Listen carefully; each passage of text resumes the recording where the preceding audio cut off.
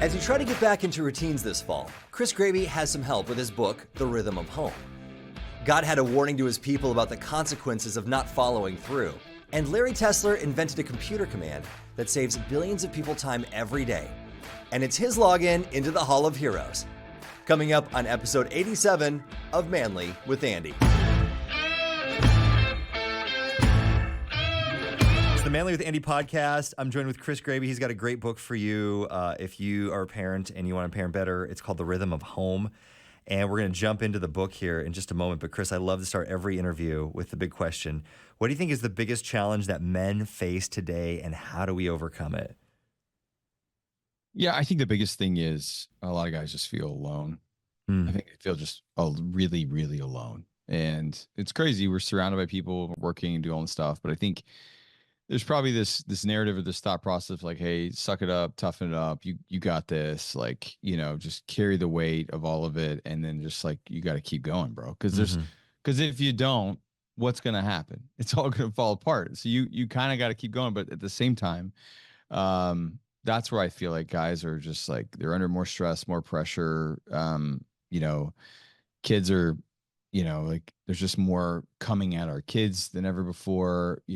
Like there's enough out there to tell our wives who they are, who they shouldn't be. There's just a lot of narratives and messages coming from 16 different ways of like, and then there's, we're not born to ingest this kind of information. I don't need to know what's happening in Tokyo, Japan. Like I was not built to really fully understand what's happening in their government, even let alone our government. If you think about it, 150 years ago, here in even just the United States alone, like if you were in Texas, it'd be like maybe you got news from the city next to you, and then the big news from Washington would take forever to come. And so we're just inundated with so much content, so much information that I think it's overstimulating, which is not a surprise to anybody, but I just feel like guys are so alone. And so I think the biggest piece is like, the way to fix that is obviously find a trusted person in your life, like David had Jonathan, and, like we need a guy or two in our life that we can just be raw and honest with. And, I've had different friends and different seasons for those guys. I have a brother who's 20 months younger than me. That's just, we walked through a lot together as kids. And so like he's there as well. And I was frustrated with some stuff earlier this morning, just kind of feeling like in a funk. And so I just called him. He's like, "What's up?" I was like, "Having a bad day, having a bad morning." And just had somebody that I could share with, and him go like, "All right, well, I hear you, but what is your place to own in it?" You're like, "Yeah, that's right. I need somebody to listen and then lovingly kick me a little bit to remind me that like I am a capable human of not just sitting and wallowing, but getting up and changing my circumstances." And so I think if we can just lock arms, find guys, be it our church, our work, like pray for that, ask God to bring that community, our neighbor, whatever it is, even if we can just get one guy that we can be just straight up honest with, like I think it's going to bring it brings us so much freedom, and also kind of pushes back the lies of the enemy. And I think that's what I love about your book is there's been so many lies about parenting, especially now you see the next generation pretty much say, "I don't want to parent." Like there's this child-free movement, and I think people look at parenting and yeah, it's work, yeah, it's sacrifice, but I love that you start your book talking about the sacred journey of parenting, and when you're in the middle of it, like you and I are, and a lot of guys that are listening to this podcast right now, sometimes you lose the big picture. So yeah, we're in it right now. We're making sure the kids' doctor's appointments are going on and all the other stuff, getting ready for back to school here as we record this. But what is the sacred journey of parenting? Yeah, I think it is sad that we're seeing an entire generation kind of forego one of the greatest gifts, if not the greatest gift or opportunity to contribute to the world, and ultimately, spread the name of Jesus, is by loving and pouring into and serving your kids. I mean, we have 5 children. I don't know how we got there. We were never planning to have 5 kids, but we do. And I just can't even imagine a life without one of them in it. And you're right. There's so much. I mean, we're always, I think, going back to the alone thing, even with guys, it's like, well, when we get to this, there's always some milestone, there's some marker, there's something you're trying to get to. Like you said, there's this perfect utopia that's down the line, around the corner. And Mhm. one of the things that we focus on, and we talk about this in the book, my wife and I, like, she's nostalgic and I'm a futurist. So she loves to look back. I love to look forward. But we've been really good, and by the grace of God, to help us be in the present. Hmm. And so one of the things we do, one of the things you wrote about in the book, is you said you want to look for what we call this is it moments. Hmm. These are those moments that you look up and go like, huh. Like, we rented a boat the other day and we were just out on the lake before the craziness of school and everything started, and just kids are jumping off the side and a couple are tubing, and we're just, playing with a dragonfly that's flying around on the boat or whatever. And it's those kind of moments you just look over. I can look over my wife and be like, hey, like, this is it. Like, Hmm. there's not like some moment down the line where one day we achieve some sort of parental success or whatever. I mean, those will have this is it moments throughout. And I think, the other day I was with my girls and we were in a pool. Like, they were just like, I have, my two youngest are 7 and 9, Hmm. and they both just kind of swam over to me and they were just sitting in my arms and they were both just looking at me in the face and smiling. And it was like, one, I was kind of holding them up from drowning. I mean, they can swim, but we're in 5 feet of water. There's no way they're reaching. But the other side of it, I just looked at them in the faces with their smile. I'm never going to forget that day. I'm never going to forget that moment. But it was just a random afternoon at the pool. Hmm. But I thought to myself, like, this is what's going to flash in my head on my deathbed, like right Hmm. here, like this moment with these two in my arm in a pool on a random afternoon. Not some kind of accolade, not some kind of bank account number, not any of that stuff. Like, this will be the piece. And I'm trying to live my life in a way, and I hope everyone listening will live their life in a way that you don't have to look back and go, man, I wish I would have. Because you guys, no, no, I soaked up all of the this is it moments right in the midst of it, and understood the greatest, one of the greatest gifts that we could be given is the gift of parenting. And it's a special thing. It's a tiring thing. But it is pretty neat. I think I love that idea. This is it moments. Now I know that you've got a range of kids. What are your kids' ages? So my oldest is our boy, and he'll be 19 in like a week or two, and he just went to college yesterday. Hmm. And then we have four girls, 16, 13, 9, and 7. Okay. Okay. So my oldest is a boy, 17, 12-year-old boy, and 6-year-old girl. So I've got the range too. Yeah. And you talk about in your book that within the season you're in with this range of kids, you just have to do it anyway. And I think as you're just talking about this is it moments, I try to create those with my kids sometimes, and they are so resistant to want to go. It's hard to get them to all agree to want to do anything anyway, For sure. and then to try to get them enthusiastic about doing something that isn't them just sitting around and not doing anything around the house. So talk about that do it anyway mentality. Yeah, I think, like I mentioned before we got on air here, I, my wife and I love to go to Tahoe. I don't know Mhm. why all my stories are involving water, but here we are. We're It's very so biblical, right? It's, yeah, that's it. water. That's why we do it. We stay away from Arizona. God bless you, everyone who's in Arizona, but I'm gonna go find some water. But we, inevitably, it takes a second. You go, okay, we're all going away. This is what's Mhm. happening. Like, and then you go, okay, I don't want to, and this is done. Everybody's got Mhm. opinions of where they want to go and what they want to do. And you just kind of, like you said, we just do it anyway. And we go, look, we're not going to let this person who maybe is having a bad day or tired or whatever, or hungry, Mhm. ruin what's happening for the rest of the family. So we're either going to help them get it together, or we're going to Mhm. let them figure it out over here where we go and have fun and do the thing.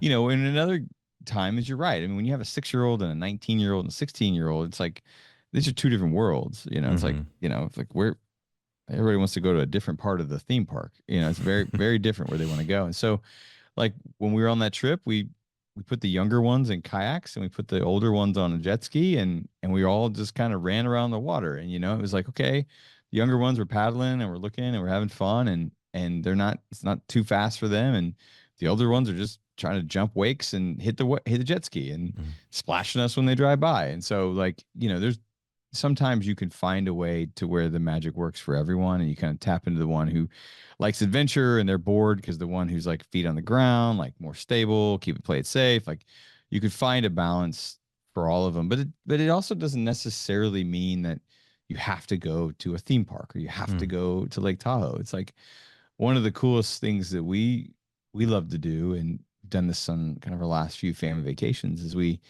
do like this game. My wife's got a name for it. I don't even know the name of it, but basically like you want to see how well you know somebody. So you'll put all the names in a hat. This costs literally $0. You put Mm. everybody's name in a hat and you go, okay, cool. Like, so for us, there's 7 of us. And so my 7-year-old would like be on mom's team or whatever, but 3 people pick the name of someone else. And then you want to see, then you ask 5 questions and you see who knows that person the best. And you're on teams, you get points or whatever. And so it's pretty neat to look up and go like, oh, the 16-year-old who you thought just like didn't wasn't focused on anything in the world but themselves knows most of mom's favorite food Hmm. and her favorite movie and where she grew up as a kid. You know, like things that are like, you know, favorite color, like just little things like that. But you go like, okay, wow. And then you learn, you're like, oh, when we played this game a year and a half ago, well, sweetheart, your favorite color back then was white, but now it's pink. Oh, that's cool. And you like, so it's just, so there's a way you can get in there, and I think you just have to look up, especially if you like have an alpha kid who's just like they when they show up that they take the whole room on. You can Hmm. find ways to help the quiet ones and the loud ones all work together. But it's just it comes down to intentionality, knowing your family, making sure everybody's fed and slept and as best as you possibly can, especially when there's 7 people. You're like somebody's tired and somebody's hungry. But if you could just have a snack on hand or some way, like eat this, and then we're gonna go do the thing. So yeah, I don't know if that fully answers your questions, but Mm. that's some of the ways that we get into trying to make sure it works around everyone and everyone's personalities. So let's jump into this as we are going into the routines of the school year, which is great. A little less structure than, or and going away from the less structured summertime for a lot of us. And you talk about balancing busyness, and it's so easy for things to start just popping up on the calendar, and all of a sudden you realize all I'm doing as a parent is I'm just an Uber. Especially when you got multiple kids, it's like I'm going here, and then you're going there, and then sometimes you and your wife have to divide and conquer. So, how do you balance that? Yeah, I think it's you have to have an honest conversation before it all, because what happens is it all usually just happens like super unintentionally, like, Hmm. oh man. Like here's a great example. So we sat down I think it was last February, and it was like, okay, we got big plans for the summer. We want to go Hmm. on family vacations. We want kids to go to camps. We want this kid to go to that camp. We want this kid to go to this camp. Okay, like, well, this is overnight. This is a day camp. Like when's our family vacation? When's like my time with my wife vacation? Like when are we getting away? And we kind of just look at the calendar and you go like, because if you're not, like, you're just like, cool, sign up for that, sign up for that, sign up for that. So we just Hmm. sat down and we're like, okay, when is that date? When is that date? When is that date? Like, how much does that thing? How much is that thing? How much is that thing? Like, okay, here's the grand total. If like, our greatest dreams, everybody went to all the camps and we paid all the money, we would go here. Like, that's a pretty big number. So it's like, Hmm. okay, well, what can we take off of that number, and what needs to happen this summer, as it's the last summer before our son is with us and goes to college. So you're like, okay, Hmm. what are some of like what are the priorities there? And so you can kind of start to whittle it down and go like, okay, cool. Now we both agree, here's where it's at. And as mom and dad, we call the shots and make the call there. And everybody, we know everyone's desired goals going into it. Same thing with school. As you look up and go, the other day, we were like, okay, the 2 younger girls want to do gymnastics. Well, does that mean that they do dance and gymnastics? Well, no, they're not going to do dance and gymnastics. So we're going to take Hmm. dance off this semester.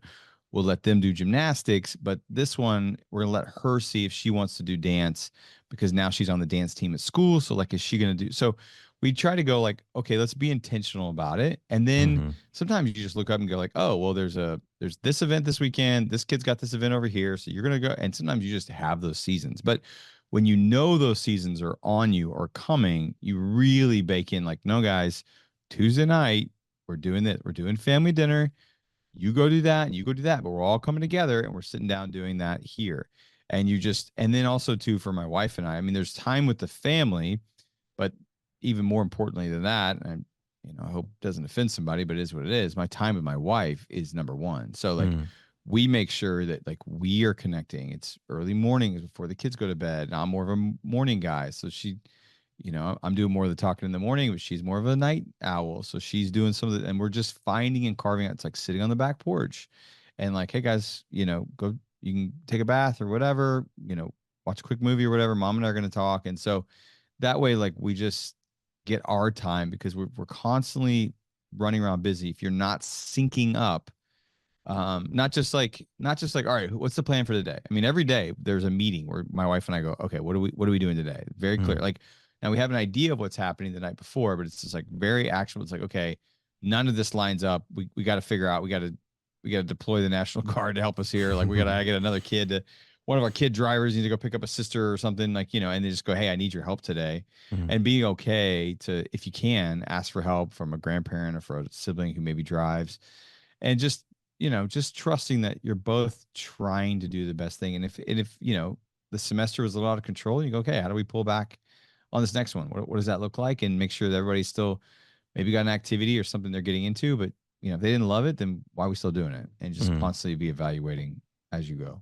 So one thing I pulled from you saying that, it made me think instantly of, it sounds like you give the kids the choice, that it's one thing and you can choose it. Is that kind of, because I'm thinking sometimes with my kids, I'll you as a parent, you want them to explore things and do all these things, Sure. and but I like that idea of just putting it on theirs. The ball's in your court. You choose what you want to do. Within reason, right? You give them the options that are good. Yeah, yeah, for sure. I mean, I think we just, we're not like, I got a buddy of mine and, different strokes for different folks, man. But like Hmm. for him, like, I think he's got his son in like football, hockey, and basketball Oh, right now. And I'm like, wow.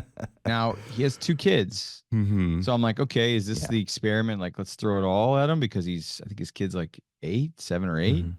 maybe, and you go, okay, and I think that's the part that like, especially now with like club sports and all that or Hmm. whatever, there's so much pressure for like kids to go, well, what's your sport? You're 7 years old. What do you want to play the rest of Hmm. your life? You're like, oh my gosh, like I got to choose that now. And like, so for me, like growing up in small town Indiana, I was like, all right, I play football, then I play basketball, then maybe I'm on Hmm. the swim team, and then I'm on baseball in the summer, and it's just, and I do track in between all that. It's like, yeah, I'm gonna try it all, but it's not all stacked on top of each other. But Hmm. now it's like, sorry, you can't do 4 sports. You can't do 3 sports in high school. You better pick while you're in early middle school or even before that.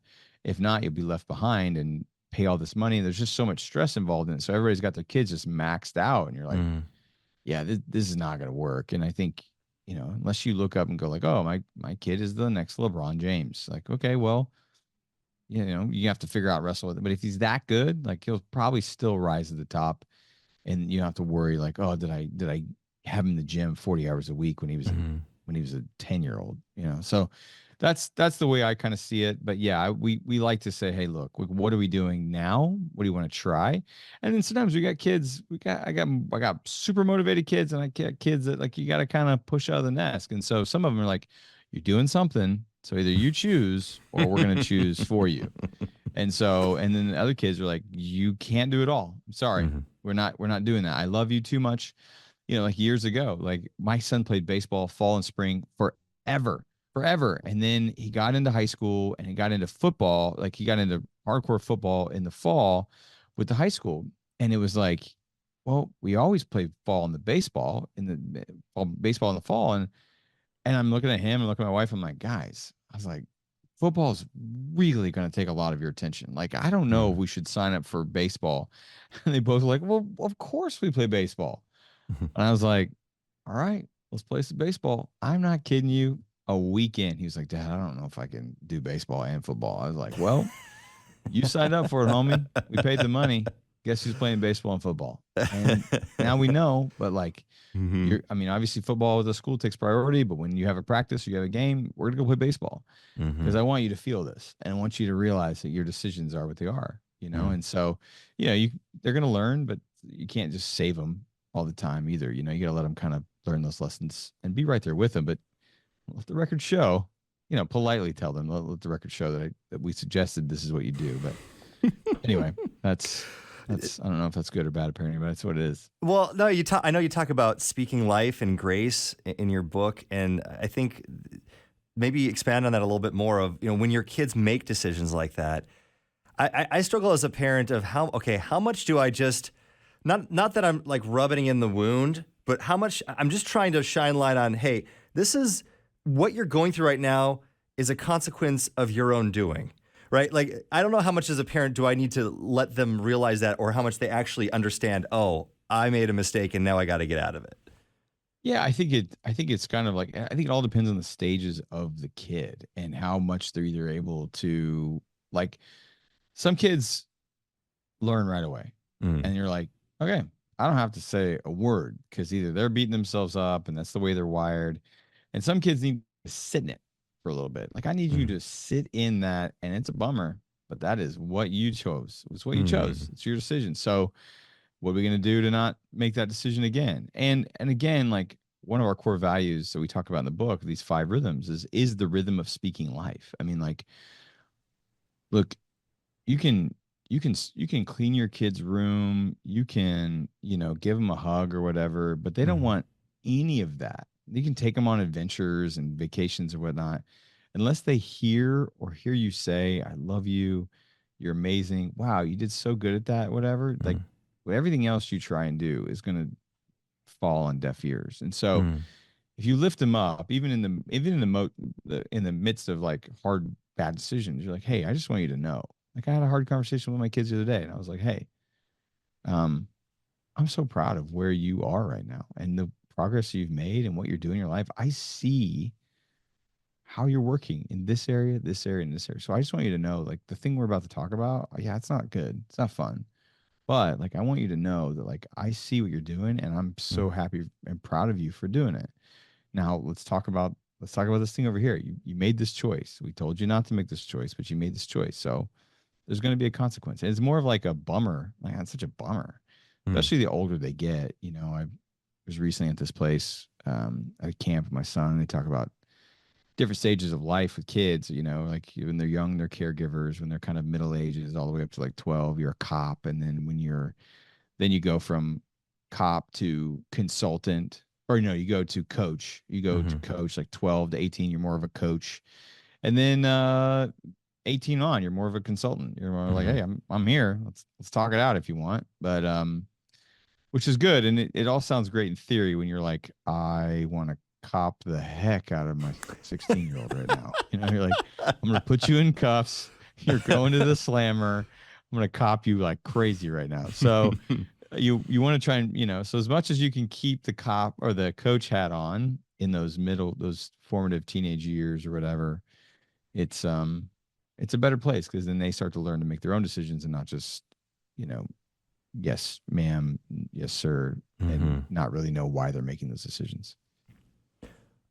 You talked about this a little earlier, and I'd love for you to expand on it a little bit more. You talked about the importance of, making sure you have that family time, like a dinner time. Hmm. I know the research from it, but they keep going back to, if you want your kids to not be in high risk situations as they're teenagers, it comes down to having a family meal on a regular basis. Over and over again. It's not rocket science. We know this, but how do you make sure? What does that look like for your family? How do you make sure, even with schedules and everything, you get everybody together for a meal, and what do you do during that meal? Yeah, I mean, we'll look at the day and go like, is this thing possible? Hmm. And we may even like look, if we have 2 busy days, we're like, hey, listen, Wednesday, you older ones that have a million plans, like, you're not planning anything with anybody, like, we're getting together and we're all sitting around the table and we're having dinner together. Now, you can maybe go see your friends or do whatever afterwards, but like, at 6 to 7, we're Hmm. all there. And when we're around the table, it's no phones, like, nobody's having their phones. Some of the things we talk about is we go around the table and we talk about everyone's highs and lows. Like, hey, what was your high and low for today or for this week, depending on, how recent we'd all kind of sat around together to talk about, like, hey, was today good or bad or what happened, and we just want to know about it. And then sometimes there's like this little card deck of cards that my wife has sitting there. We'll just have a question, and like, we go around like, hey, what's your favorite movie, or what's your, like, Hmm. what was your favorite teacher and why? And it's just little things like that. But like, when it comes to like birthdays and stuff, like, we always have a family meal around someone's birthday as well. And so, like, we're Hmm. there, we're celebrating them. And before they open presents or do anything, we do what we call birthday blessings. So we'll go around the table, and everyone at the table from the family will say something they like or love or appreciate about that family member. So it's Mm. like even the 7-year-old will talk about the 16-year-old, and the 19-year-old will talk about the 9-year-old. And so it's a pretty cool tradition that we love to do. My wife's the rock star when it comes to traditions around here. She's like, I want our kids to grow up and go, yeah, we did this and we did this and we did Mm. this. And so she's been really great to help make sure we have some, like, just, hey, what's your high and low? And then, if like a friend's there for with us and they're one of the kids' friends and they're there for dinner, it's like, hey, what's your high and low? Mm. So those are some practices we have at the table. Love that. One more question for you, man. Sure. It's a great book again called The Rhythm of Home. But before someone even gets the book, it's easy again as a parent to really beat yourself up over how you're doing as a parent. So what would you say to a parent that just feels like, oh, man, I need this book. I need every parenting book because I just feel like I'm failing my kids and my family. Oh man. Um, I feel like there's this place where, like, look, yes, the reality of it all is we will have to give an account to God, Mm. 100% on all sorts of things, but definitely parenting. Mm. Now the cool part is obviously as somebody who you're about to launch a kid here soon, and I just did literally yesterday as we record this. Mm. Like, I saw a parent the other day. She said this on one of her social media posts. She took a picture of her son, and she's like, one of the things I'm most proud about for my as a parent is how sweet my son is. Mm. And I thought to myself, like, was that you, or is that just part of your son's DNA? And it's probably a Mm. combination of both. And I think what we probably need to do as parents is, like, we can't control another human. Like, we can Mm. form them, we can be an example, we can do all the things that we need to do. But, like, at the end of the day, like, our job is to try and mold them, make them, discipline them, encourage them, do all the things. But, like, perfection is never going to be attained. Mm. And whatever's driving us as the parent, there's usually something in the driver's seat, that the life we came from, the parents we had, the life we didn't have, whatever it is. Like, I want this for my kids, I want this for my kids. Like, we probably baby them more than we should, and Mm. need to let them skin their knees a little more than they should, and not take as much credit, and not for the good and for the bad. Like, Mm. just create an environment that they feel loved, challenge them, call them up, encourage them, remind them of who they are, point them to Jesus. That's it. I mean, you can point them to Jesus, and not take it so personal when teenagers are going to be teenagers. Mm. It's so funny, like, I was in a sauna at the gym yesterday, and I've got two very different teenagers that grew up in the exact same house. And we Mhm. were talking about kids and phones and how he's like, well, it all starts at home. I'm like, it does all start at home. Mhm. 100% agree with you. But I've got multiple kids that have grown up in the same home and that are approaching this teenager life completely different ways.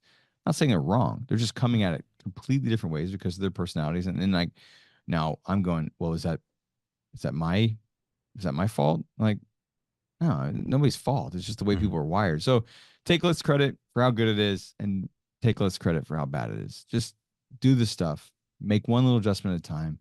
Be on the same page with your spouse, and just love them. Because I don't know, you can pay me $1 billion to go back and be 13, 14, 16, 18. Like, I wouldn't do it, because that is some of the hardest times in the world. And then you throw this crazy world of social media and everything else on top Mhm. of it. Like, it's a tough time for these kids. And so doesn't mean we let them get by with commit murder. We need Mm-mm. to call them out. But yeah, I just say, like, don't take too much credit for the good and don't take too much credit for the bad. Just take the right amount of credit.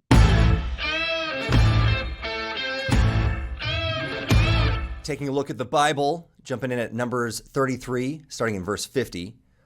On the plains of Moab by the Jordan across from Jericho, the Lord said to Moses, "Speak to the Israelites and say to them, when you cross the Jordan into Canaan, drive out all the inhabitants of the land before you.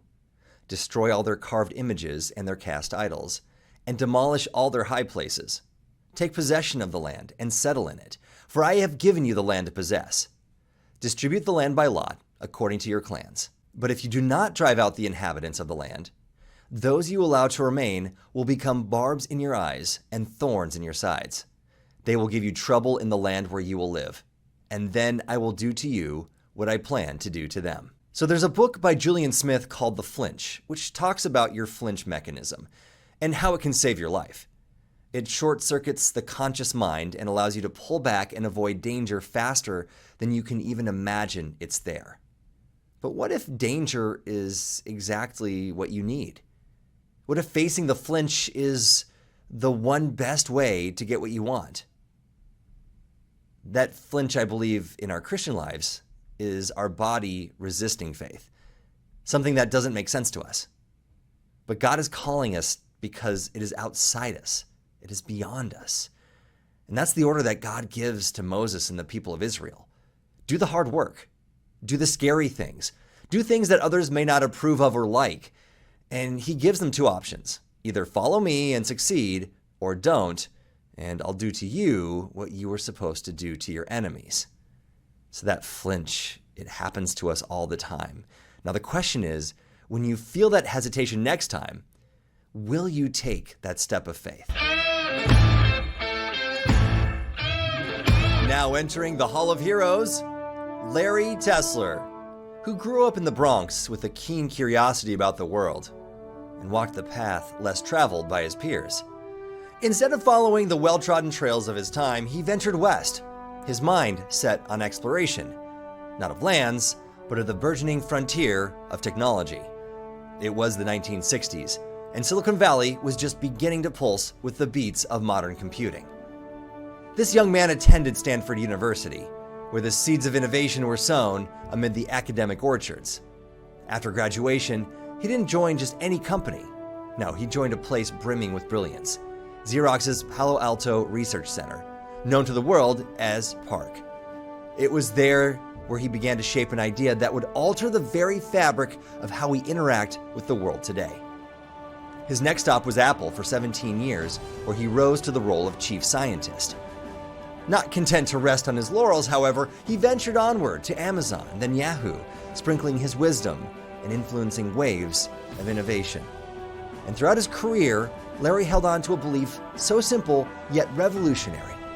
He believed that the tools we use, the very interfaces that connect man to machine, should not be shackles, but liberators. They should be so intuitive, so fluid, that anyone from a child to a grandparent could use them without frustration. And his simplest invention is the one that helps people every day. It was the concept of cut, copy, and paste. So because Larry Tesler democratized digital creativity, ensuring that computers, those mystifying machines, could become as easy as paper and scissors, he is officially in the Manly with Andy Hall of Heroes. Evil from the world, the flesh, and the devil preys on those we love and stalks our every move. Retired Lieutenant Colonel Dave Grossman will help you battle the forces of evil with his book about spiritual warfare.